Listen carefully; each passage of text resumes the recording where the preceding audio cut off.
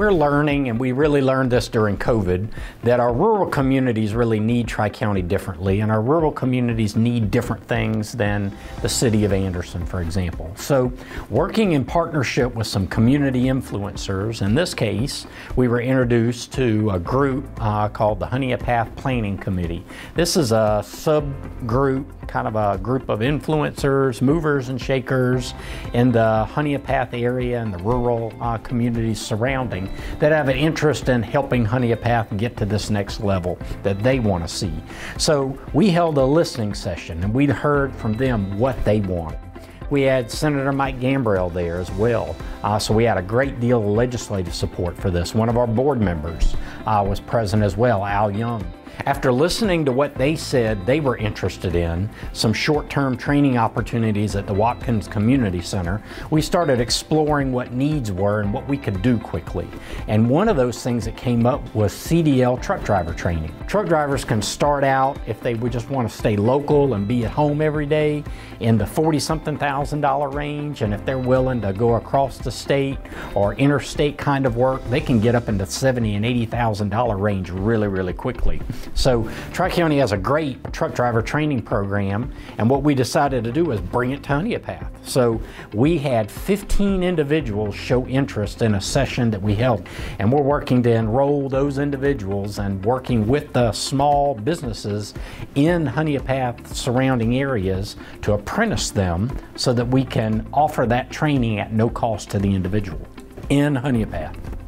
So it really is an amazing opportunity to be able to bring these high-skilled programs directly into rural communities. We had a couple that were enrolled at Tri-County, and then during COVID, like for many people, life changed.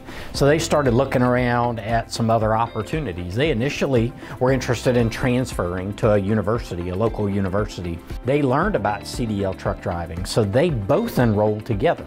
And they leveraged the governor's workforce scholarships to make it possible for them.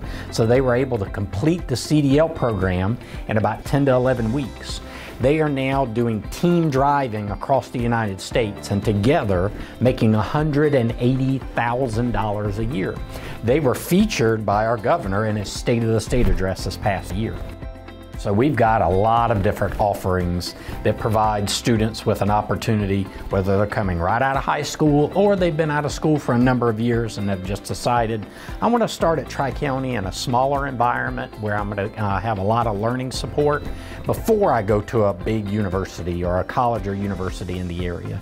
So Bridge to Clemson is a great example. That's entering its 19th year, hard to believe, with almost 1,100 students in that program. We had 1,050 in the program this past year, and that program allows students to be able to spend a year at the college, and if they meet all the academic requirements within that year, they have seamless admission into the university. No application, seamless admission into the university, and they're performing at the same level as if they had started the university originally. And that kind of outcome is what we're seeing at all of our partner institutions. Working great with Anderson University and Dr. Whitaker there.